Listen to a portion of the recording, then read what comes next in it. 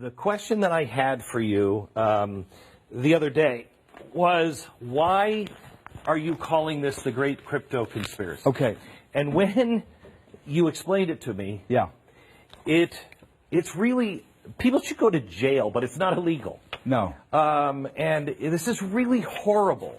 And it's why we all feel so freaked out. But they are feasting on our savings. And it's an enormous robbery, quite honestly. It's a huge transfer of wealth that's happening right now. The last time I saw something like this was back during 1994 to 1995. In the early to mid-90s, individuals were making just enormous amounts of money buying companies like Dell, AOL, Microsoft, Netscape, and some of these smaller internet stocks. And the institutions had completely missed that bull market. And so they were scoffing at these so-called lemmings. And so during 1994 to 1995, we had a bit of a bear market. And so, again, institutions were out saying that, oh, anybody buying internet stocks, you're idiotic. And so you had a lot of people selling their AOL, selling their Microsoft, selling their Dell shares. Guess who was buying? It was the institutions. If you look at a chart of institutional allocation to venture capital internet deals, it doubled between 1994 to 1995, which was exactly when institutions were saying, oh, this is just a market for idiots. Mm-hmm. Nobody should be buying this stuff. Mm-hmm. So they literally stole all this wealth that should have been in the hands of individuals that owned Dell, Microsoft, and AOL. And then from 1995 to 2000, of course, we saw $5 trillion come into the market, and the biggest bull market we've ever seen. So this blueprint of creating fear in order to get cheap prices is nothing new. So hang on just a second before you go on. Yeah. This one is really important to me because the housing crisis, those banks, they bought up all of those houses. They were the ones who caused the problem. Right. Then they were talking everything down and saying, I'm just taking the junk off the table. Yeah. That's not junk now. It's not junk. When it's dropped 40 to 60%, it's not junk. So this happened between 2011, 2012. Blackstone Group buys 50,000 homes. But during this period of time, the regular individual couldn't get a mortgage. Right? It was virtually impossible to get a mortgage during this time, exactly when institutions were buying. And then the dot-com crash in 2003, if you can go back and look at old CNBC clips during 2003, even as the market was starting to come up, oh, don't buy tech stocks. No, they're evil. Don't buy tech stocks. Don't buy tech stocks. But institutions, if you looked at the 10Ks, the Qs, and all of the filings, the quarterly filings, they were all loading up on tech. This is how the rich get richer. Yes. They know, they're connected. A lot of times they're coordinating without the insider trading. This is not illegal to do. No, manipulating the news cycle, if you're smart about it, is they can get away with it. Nobody's ever been arrested for anything like this. So now, with crypto, I know personally, I know people that would have gotten in or stayed in if these people weren't saying what they're saying. Right, and so this has really been extremely egregious. So on September 12th, Jamie Dimon says Bitcoin is a fraud. He says he'll fire any one of his traders buying Bitcoin. Bitcoin drops 24%. When Jamie Dimon speaks, people listen. People listen. So that weekend, we found out that the largest buyer of a Bitcoin fund that's in Europe that buys physical Bitcoin, right? The largest buyer was Morgan Stanley and JP Morgan. And that's not illegal. He says it's a fraud. It says he'll fire anyone that buys it. Yes. And at the same time, his company is buying it. His company is buying it. It's just, so unethical. Right. Okay, George Soros. George Soros, in January 24th, price was already down, calls Bitcoin a bubble, says Bitcoin is the worst investment in the world. Don't buy Bitcoin. Don't buy Bitcoin. Basically throws gasoline on the fire at this point. And then what do we find out? So he says bubble here. It drops 44%. Right. And then here in April, 2 months later, guess what we find out? Yeah. His $26 billion family office has approval to buy cryptocurrency. Right. And we only knew about it publicly Right. here. Here, And yeah. this is the kind of thing that George Soros is famous for this, talking the sterling down. Yeah. And what did he do? He stole the pensions of all the little people. Yeah, made $1 billion. Yeah. Okay. So then here now, Goldman Sachs, this, again, February 7th, most cryptocurrencies will crash to zero. Now, I remember when they said this in February, and I had, through my network, I knew that Goldman Sachs was setting up a crypto trading desk. Absolutely knew they were setting up a crypto trading desk. And I then, remember you telling me that. right, and then, of course, they were denying it. No, Yeah, we're not. yeah, No, yeah. we're not. No, we're not. Price falls down 27%, and then what do we find out? We find out here, they say BTC 0, and then we find out just before May, new trading desk. Not only that, they put $400 million to buy a cryptocurrency trading platform. Okay, so February 7th, it's all going to zero. May, we just spent $400 million just on a flyer. And they're not the only ones. No. So you have a lot of institutions that are coming. You had Christine Lagarde from the IMF come out. And this was, what's funny about this, Glenn, is it was all around the same time. It was almost like I can't prove collusion, but, you know, it walks like a duck, it quacks like a duck. And you know what? It's probably a duck. The people, they all hang out together. They all think alike. It doesn't have to be calling each other. Yeah. They know this game. Yes. So IMF, Christine Lagarde says in the first part of the year, says all central banks should band together against cryptocurrency. Right. Have you ever heard her say all banks should band together against illegal arms? No. Or illegal drugs? No. Or human trafficking? No. No. But this nascent asset class, we must all join arms against. What this did was play into people's heads that these guys are never going to let Bitcoin survive. Right. And so people thought, this is Start over. selling, yeah.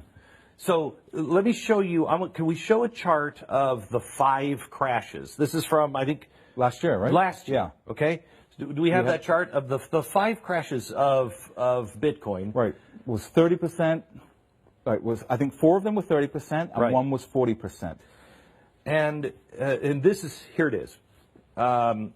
Explain this chart. Those are Amazon crashes. Here's Okay, so these are Amazon. Do you have Bitcoin? Yeah, we need the Bitcoin chart. We are All right, so good. they'll come up find it. later. Okay. Yeah. So what I want to talk about now is one of the key lessons I learned from being involved in the market so long is rather than listening to what people are saying, look at what they are doing. Correct. So this is what we should look at, and this is what I want people to focus on now. Billionaire hedge fund manager Stephen Cohen, who's worth between $12 to $14 billion, by far the smartest hedge fund manager in the world, I would say of the last century, is buying Bitcoin. $6,800, buying Bitcoin.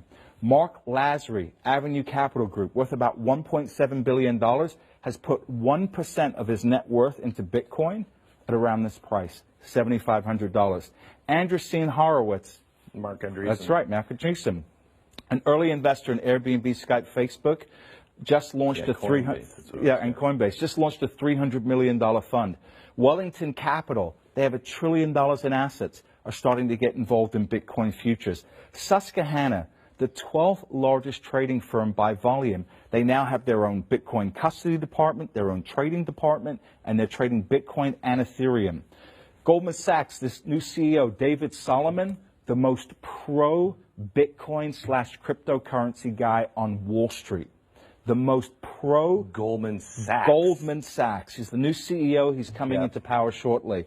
BlackRock, this announcement just came out, the world's biggest asset manager. Now, last year, Larry Fink says, oh, you know what cryptocurrency and Bitcoin's good for? Yeah. Money laundering and drug dealers. Right. Right? So, again, if you look at what he's saying, you're going to sell your Bitcoin, right? Yeah. You're going to say, oh, this is all BS. But guess what is happening now? They're going to launch an ETF.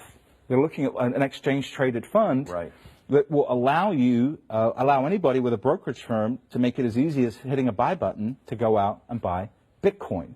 So you've got to look at this preponderance of evidence, right? All these people are already wealthy. All these people care about their reputation. If Bitcoin is such a trashy asset, why are all these people getting involved? This is kind of, it's really interesting because this is kind of like, in a much more positive way on this side than what these people are doing. It's kind of like with Donald Trump. You don't listen to what he says because he'll say some stuff that's like, what? Watch what he does. Right. Because what he's doing is making sense. If you're a conservative, it's making sense. Right. And it's moving orderly. But what he says sometimes is almost misdirection. Yes. That's what they're doing. Misdirection. Okay.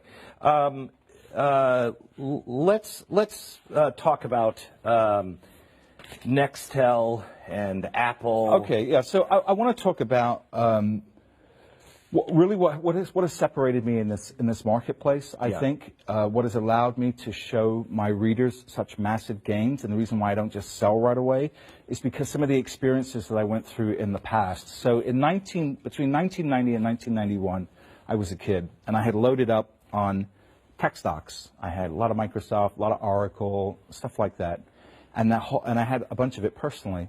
And then the whole market crashed, and my Oracle went down 85%. Right, on a split-adjusted basis, it went down to 12.5 cents a share, and I got scared out of a lot of it, and I sold a bunch of my Oracle, and I sold a bunch of my Microsoft, and because it was a crash, just like we're in right now. Right. I went back and I looked at the math, and by the end of the decade, don't do that. if I had held those positions, I would have been $20 million richer just on two stocks. On two stocks, right? That was the magnitude of that move. And you would think I would have learned my lesson. In 2003, we had another crash. I sold my Nextel, which was a great company. Yeah. Sold it at $2. Less than a year later, it gets bought out at 14. 2003, I'm super early on Apple Computer. I'm in at like a split-adjusted basis of around $1.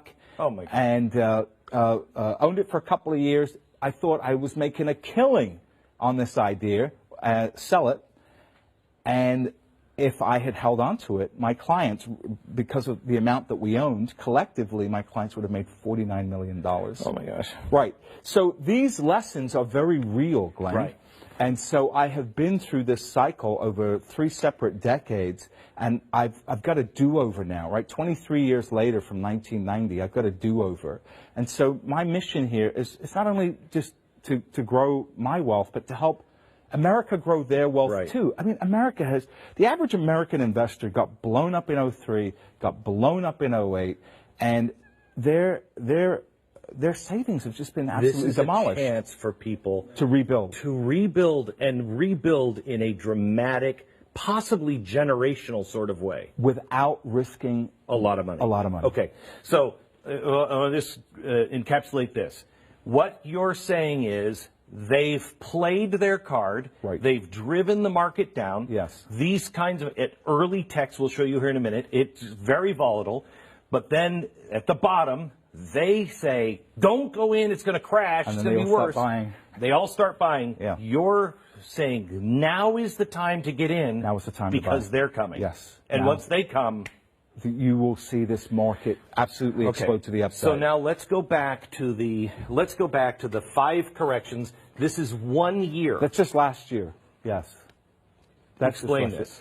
year. So I had recommended Bitcoin back here, and in 2017 we just saw this massive volatility. And you got to remember, if you don't see that, you see this big move down, and you're freaking out. So every time this happens, most I mean, a people 40% crash is scary. That's what happened in July. Right. But I would say what separates me is that when we see these big these moves down, I get in front of the camera and I shoot a video. Yeah. And I explain to my readers You don't hide. what's going on. I don't hide under the counter, right? I let people know what's going on. And here's the really important part here. If you buy at the low, Right. at the next crash, you're still higher. Yes. If you buy here at the low, the next crash is here. Yes. You buy here. So if you're buying at the crash, Right. even if you buy at the high, you're still higher than the last crash. Right. So this is one of the reasons why I say that Bitcoin is not a bubble, because if you look since 2011, we've had 4 major moves from Right. lows to high, from lows to high. And even if you bought at the high of each move, you have still made money. Right. And that can't happen in a bubble. No. That can't happen in a fraudulent asset class. Okay, so the stock market is different. It crashed like this, 39% or 30%. But that was 10 years ago. We don't have those wild swings. Right. But early tech does. does. And we go back to Amazon and show the difference here early on with the crashes. Right. So here, this could be a cryptocurrency chart, right? I mean, this is from 94 to 54. Oh my good Lord, right? I mean, that makes you want to throw up when you see that. Right. Right. You know, from 246 to 173, 402 to 297. This is just horrible volatility. And no one, if I owned it at 402, knowing me, and Right. it goes to 297, and I don't see it going back up, Yeah. I just see this, I begin to panic. Of course. And I It's think, natural. we should sell some of it. Right. No one in their right mind today would say sell Amazon. Right, correct. Right? Yes. They would say, oh my gosh, you've got Amazon stock, when'd you get in? And so this is the special sauce of what we do, right? How emotionally the average person can't handle that. And so I recognize that, which is why I recommend small positions. Okay. Because if you're not risking life-changing Right. money, then you have the ability to handle that kind of volatility. Which is when when it was at $300, I didn't take my own advice, but I said to my audience, look, buy it, but a fancy dinner and a weekend. Right. Okay? You're going to blow that money. Yeah. Just take that amount and put it into the market. Yeah. Most people think you can't do that now. That's right. I had somebody ask me that question in Vancouver.